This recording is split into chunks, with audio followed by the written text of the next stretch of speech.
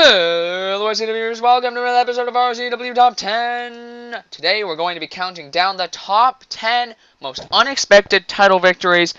Now, for the record, this only counts Tag Team, World Tag Team, USIC, and all three world titles, which is Raw WWE, World Heavyweight Championship, and R.C.W. Now, those titles, we will count under one circumstance, another title, but it was won at the same time as an Intercontinental, so expect that to be on the list. That's the reason why. Anyway, we have a couple runner-ups and notes to add, just in case you're wondering why you're not on there. Ahem. First one, Roman Shu versus Agent and Ethan, where Roman Shu won the tag team titles. Now, we don't think that was exactly unfair, because seeing their skill in prior weeks, it wasn't exactly unexpected to see them walk away the victors, even though hard opponent.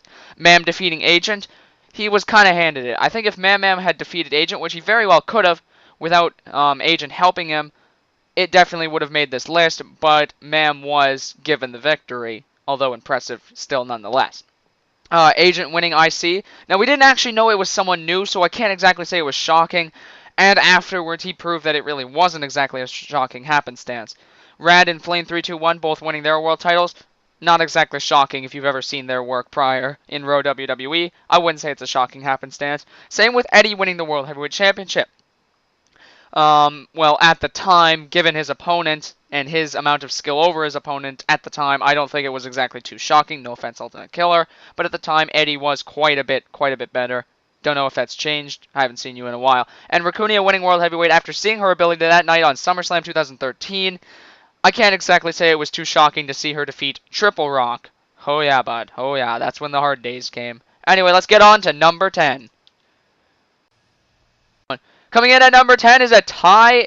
We couldn't exactly decide which to put over which because they both could have made the list, but we went with both of them. So the Epic Vipers defeating Team Corporation early on in August for the tag team titles. That was heavily unexpected because there was no outside teams to help you. It was just 2-on-2 with Spencer and Viper taking on Flames and Kids, and Epic Vipers were able to claim their first tag team championships, their first and only together.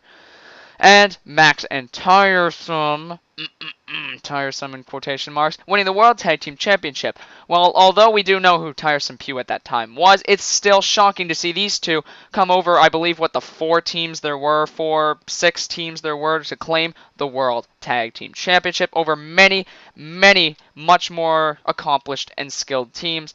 But you can't argue, they still won the title. Coming in at number 9 is Mattis320, winning the Raw WWE title, and just for the hell of counting it, also the US title. We'd say those, him as an individual should hold that spot on his own. Now, this was during the uprise of Mattis, so I can't say it was super duper shocking, but, with all the uprises of people we see with their huge success, and seeing many of them not be able to hold up under all this new pressure that comes with being a fan favorite, it's kind of a shock to once in a while see a superstar hold up and actually turn out more successful than even people beyond that could expect. Coming in at number 8, again, this one's shocking yet not shocking at the same time. It's Baby Chase winning the US title. Now, he is a very skilled superstar, very unrecognized for his actual in-ring skill, but he was put into a match where he had his teammates, helping him to get along. But the shocking part is that within all his teammates is that he was the one that walked away. When you had people like Eddie and other, really, really up there guys, that he was the one that walked away with the US victory. He did end up losing it later that night to, I do believe it was Eddie. So, shocking, not so shocking, Coming in at number 7 is Reborn Master 6, winning the Raw WWE Championship from his friend and partner at that time, which could have also been a very dominant tag team, but I guess did not pursue to be so.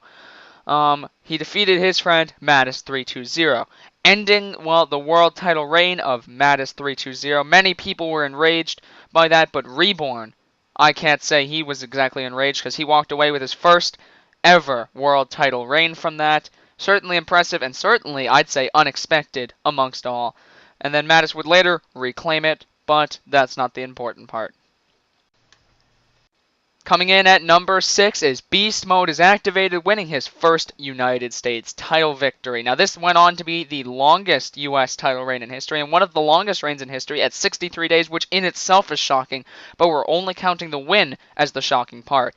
Now, you take a legend, a Hall of Famer, Viper, 4-time United States champion, and the master of anything United States title matches, and then you pit him up against some rookie that won a one-on-one N1C match that nobody thought would would be able to beat Viper, and then goes on, beats him, and does it again a couple of times. So it's honestly like seeing someone brand new to the NXT roster, that one guy you don't think can win anything, and then he just does it and beats a legend with it.